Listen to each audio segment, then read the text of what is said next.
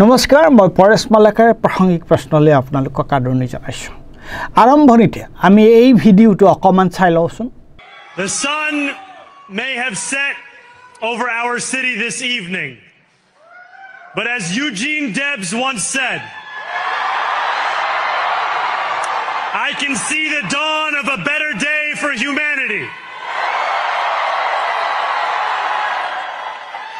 For as long as we can remember, the working people of New York have been told by the wealthy and the well-connected that power does not belong in their hands. Fingers bruised from lifting boxes on the warehouse floor, palms calloused from delivery bike handlebars, knuckles scarred with kitchen burns.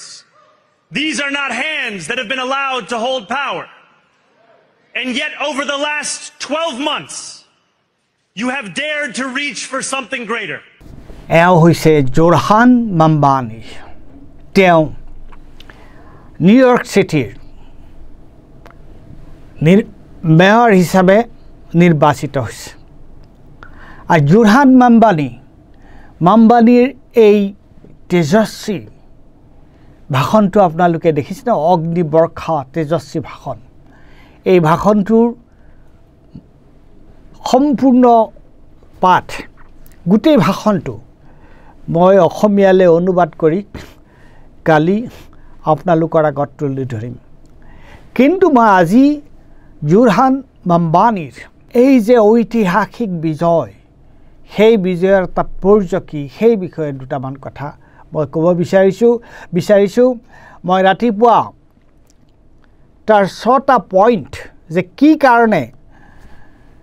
জোৰহান মাম্বানীৰ এই যেটো বিজয় এই বিজয়ৰ তাৎপৰ্য কি 6টা point মই লিখি উলিয়াইছিলোঁ আৰু লিখি আজিকালি আপোনালোকে জানে যে আৰ্টিফিচিয়েল ইন্টেলিজেন্সৰ যুগ তেতিয়া মই আৰ্টিফিচিয়েল ইন্টেলিজেন্সত এই মই যি 6টা পইণ্ট কৰিছিলোঁ এই পইণ্ট কেইটা ফিট কৰি খুদিছিলোঁ যে এই পইণ্ট কেইটা ঠিকে আছে না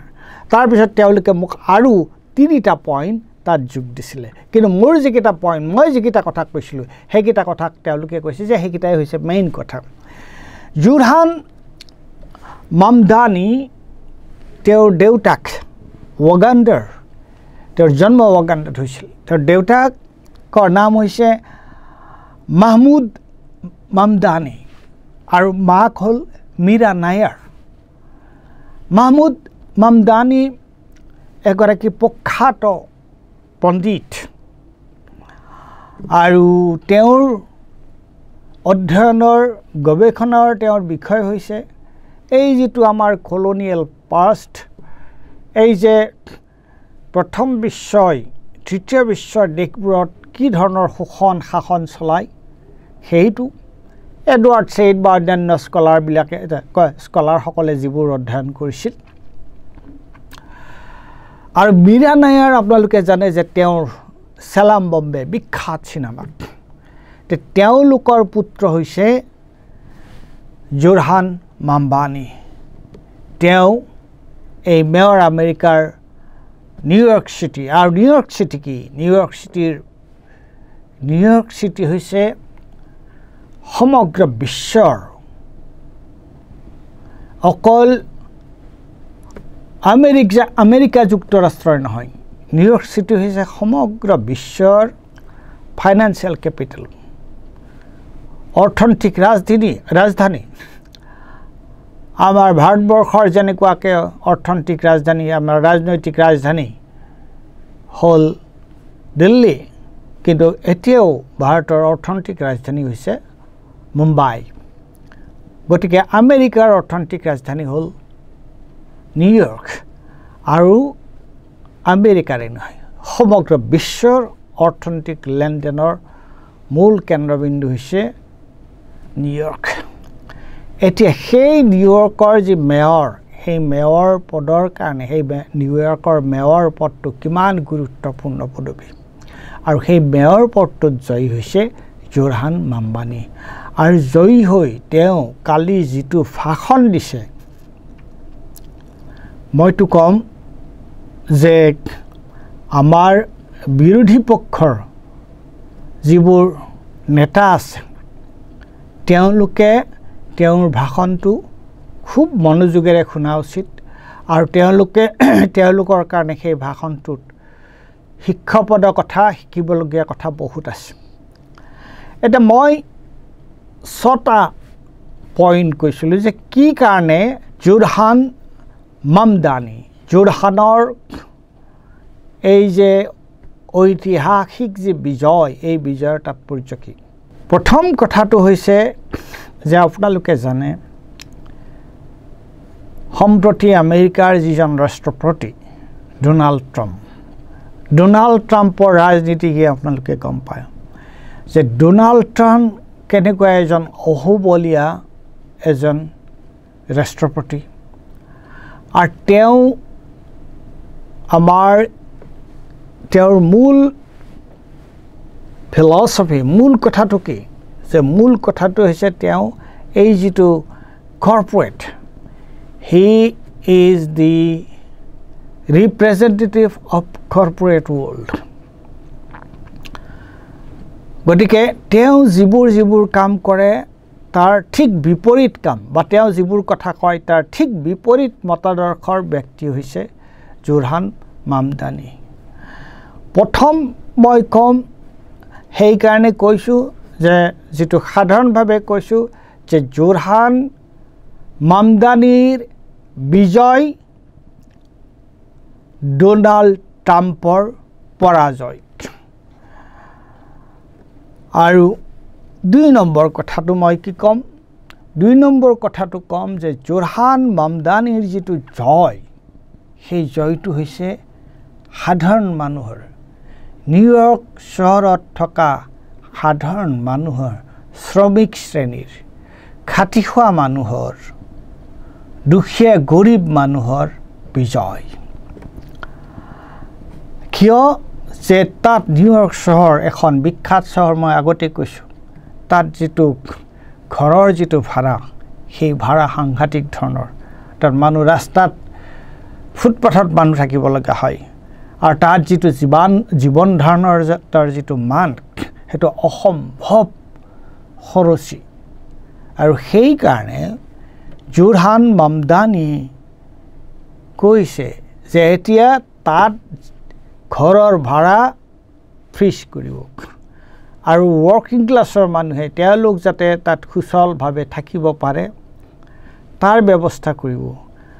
তাত কিছুমান তেওঁলোকে ডিপাৰ্টমেণ্টেল ষ্ট'ৰ যিবোৰ এই গেলামালৰ আমি সাধাৰণতে ডিপাৰ্টমেণ্টেল ষ্ট'ৰত যিবোৰ বস্তু পোৱা যায় সেইবোৰ কি হয় সেইবিলাকৰ ওনাৰ ডাঙৰ মেগা যিবোৰ মাল্টিনেশ্যনেল কৰ্পোৰেশ্যনছ আছে তেওঁলোকে কৰে কৈছে নহয় পাব্লিক ৰাইজৰ হৈ তেনেকুৱা ধৰণৰ চেইন অফ ডিপাৰ্টমেণ্টেল ষ্ট'ৰ কৰিব যাতে মানুহে তাত সস্তাত মানুহৰ নিত্য ব্যৱহাৰ্য বস্তু ক্ৰয় কৰিব পাৰে 3 নম্বৰ কথাটো হৈছে যে ট্ৰাম্পৰ এটা ডাঙৰ শ্লোগান কি আছিল যে ট্ৰাম্প ইজ এণ্টি ইমিগ্ৰেণ্ট আপোনালোকে গম পায় যে আমেৰিকাখনৰ জন্ম কেনেকৈ হৈছে আমেৰিকাৰ জন্মই হৈছে এতিয়াও তাত নিউ ইংলেণ্ড বুলি ঠাই আছে আমেৰিকাৰ জন্মই হৈছে পৃথিৱীৰ বিভিন্ন ঠাইৰ পৰা যিসকল মানুহ তালৈ প্ৰব্ৰজন কৰিছিল সেই প্ৰব্ৰজিত মানুহবিলাকেই আমেৰিকাখনক তেওঁলোকৰ নিজৰ জেগা কৰি লৈছে আৰু তেওঁলোকে সেই আমেৰিকাক সমৃদ্ধ কৰিবৰ কাৰণে তেওঁলোকক আমেৰিকাৰ সকলো দিশতে আমেৰিকাৰ উন্নয়নৰ কাৰণে উন্নতিৰ কাৰণে বিকাশৰ কাৰণে তেওঁলোকে আগভাগ লৈছে যেনেকৈ জুৰহান মামদানি নিজেই তেওঁ উগাণ্ডাৰ পৰা আহিছে থাৰ্ড ৱৰ্ল্ড কাণ্ট্ৰি এখনৰ পৰা আহি তাত আমেৰিকাত বাস কৰিছে নিউয়ৰ্ক চহৰত আছে তেনেকৈ অজস্ৰ মানুহ তালৈ গৈছে আৰু সেই মানুহবিলাকৰ আপোনালোকে জানে যে ট্ৰাম্প যেতিয়া ছেকেণ্ড টাইমৰ কাৰণে তেওঁ যেতিয়া ৰাষ্ট্ৰপতি নিৰ্বাচিত হ'ল তাৰপিছত শাসনভাৰ গ্ৰহণ কৰাৰ পিছত ভাৰতবৰ্ষলৈ ভাৰতৰ যিসকল মানুহে তাত কাম কৰি আছিল তাৰে মানুহক সেই মানুহবিলাকক তেওঁ ট্ৰাম্পে কি ব্যৱস্থা কৰি পিছফালে হাতত বান্ধি হাতকেৰিয়া লগাই তেওঁলোকক প্লেনত ভৰাই দি তেওঁলোকক আমেৰিকাৰ পৰা বাহিৰ কৰি দিছিল অমানৱীয়ভাৱে গতিকে এতিয়া জোৰহান মামদানিয়ে কৈছে যে এই জোৰহান মামদানিৰ যে বিজয় সেই বিজয় তাত এটা জ্যোতি পেলাব আৰু 4 নম্বৰ কথাটো হৈছে ট্ৰাম্পে কি কৰিছিলে ট্ৰাম্পে আমাৰ ভাৰতবৰ্ষত সম্প্ৰতি যেটো অৱস্থা হৈছে যে আমাৰ যে freedom of speech freedom of speech মানুহে মুকলিকৈ কথা কোৱাৰ যে অধিকাৰ নাই ইনষ্টিটিউচনবিলাক সম্পূৰ্ণৰূপে দখল কৰি লৈছে আমেৰিকাটো এক্সাক্টলি সেই বস্তুটো কৰিবলৈ গৈছিলে কৰি আছে ট্ৰাম্পে গতিকে জোৰহান মামদানিৰ বিজয় জোৰহানৰ বিজয় তাৰ এটা প্ৰত্যুত্তৰ যে Zohran he stands for freedom of speech গতিকে সেইটো এটা ডাঙৰ কথা 5 নম্বৰ কথা কি এইটোৰ লগত পিছৰ কথাটো আগৰ কথাটোৰ লগত 5 নম্বৰ কথাটোৰ সম্পৰ্ক আছে সেইটো হৈছে মাইনৰিটিজ সংখ্যালঘু সম্প্ৰদায় যে আমেৰিকাত সংখ্যালঘু সম্প্ৰদায়ৰ আজি আমাৰ ভাৰতবৰ্ষত যেনেকুৱাকৈ সংখ্যালঘু সম্প্ৰদায়ক লেই চেই কৰা এটা ব্যৱস্থা হৈছে আজি অসমত যেনেকুৱাকৈ হিমন্ত বিশ্ব শৰ্মাই সকলোতে কেৱল মিয়া দেখি ফুৰে আজি বিহাৰৰ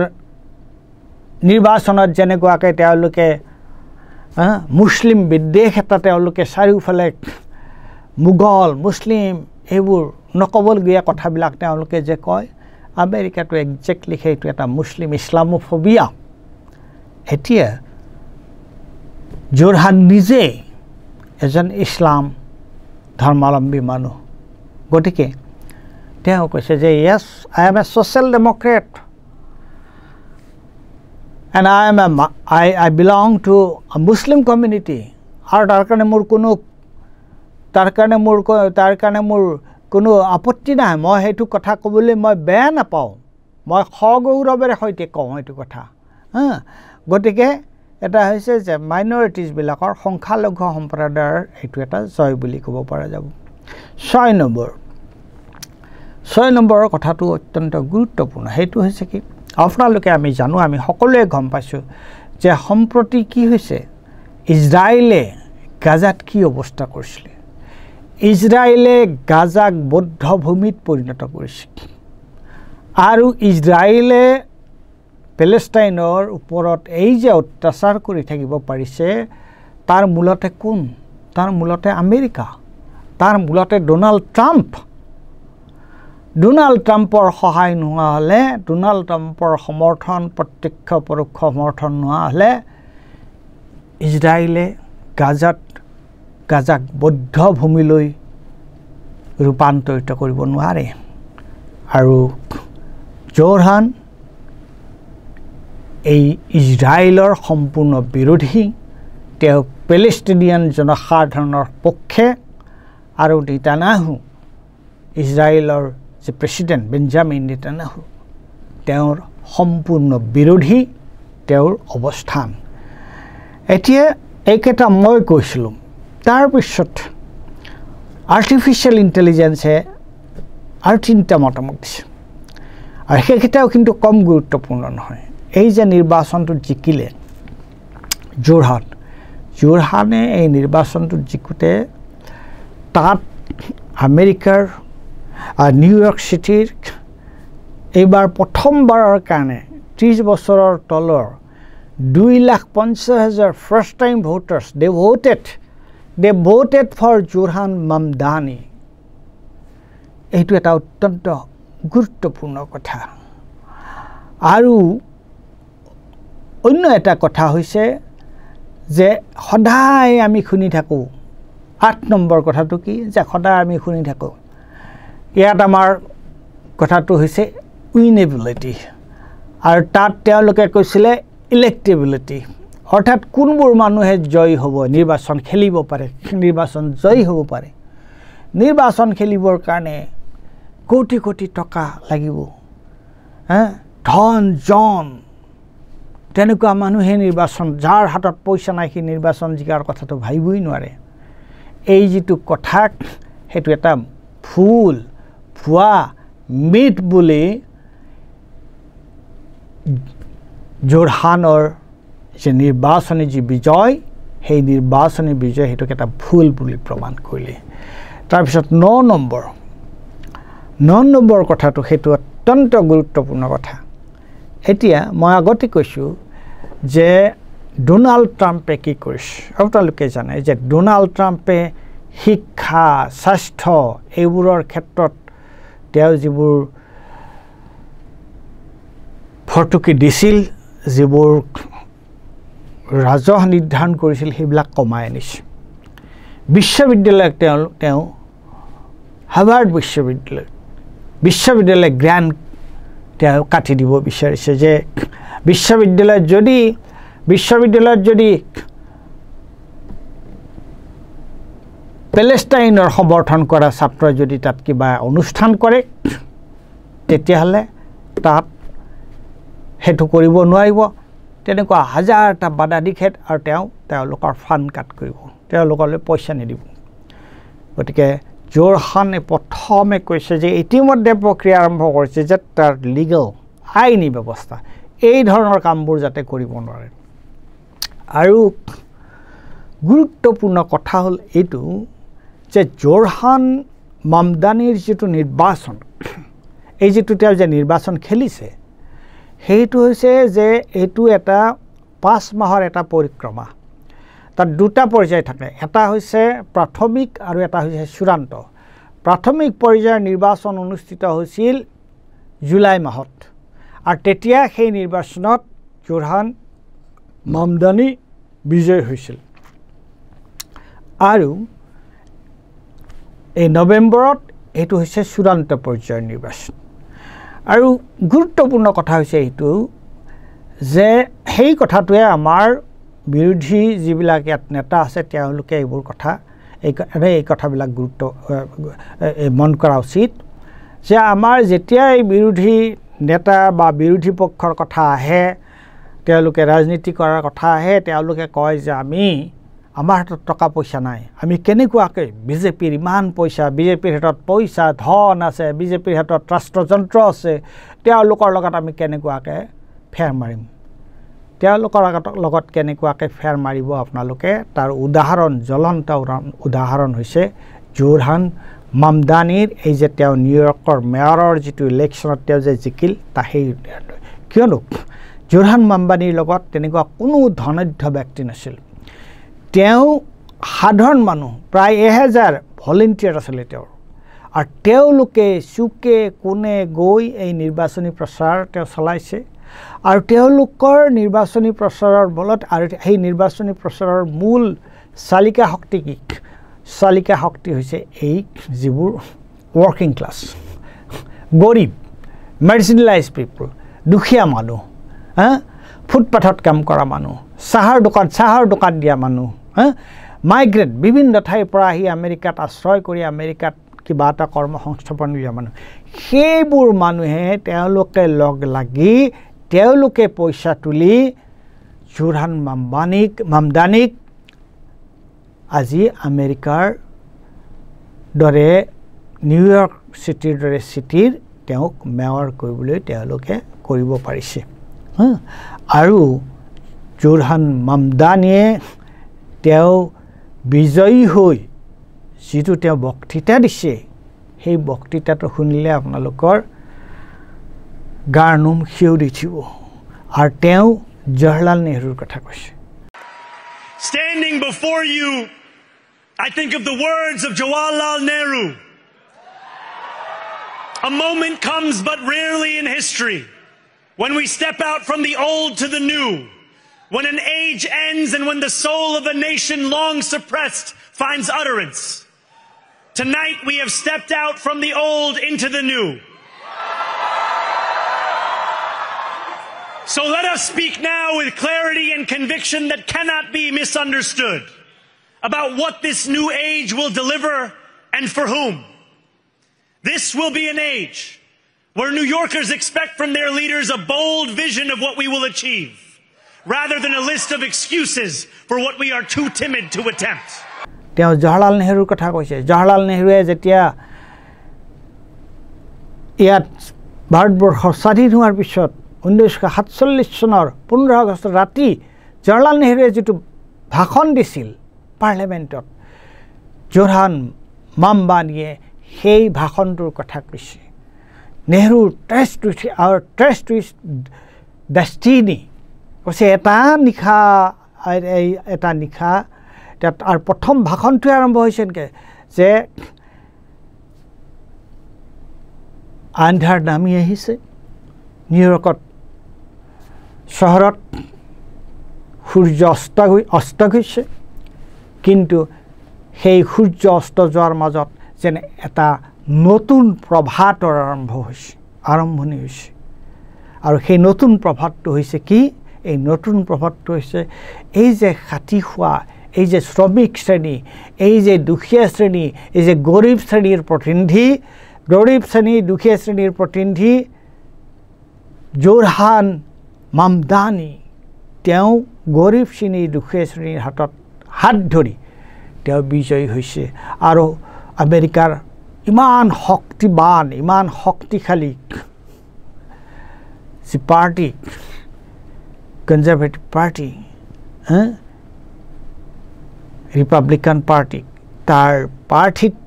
পৰাভূত কৰি এই গণতান্ত্ৰিক পাৰ্টি ডেমক্ৰেটিক দলৰ ছ'চিয়েলিজমত বিশ্বাস কৰা প্ৰাৰ্থীজন জয়ী হৈছে গতিকে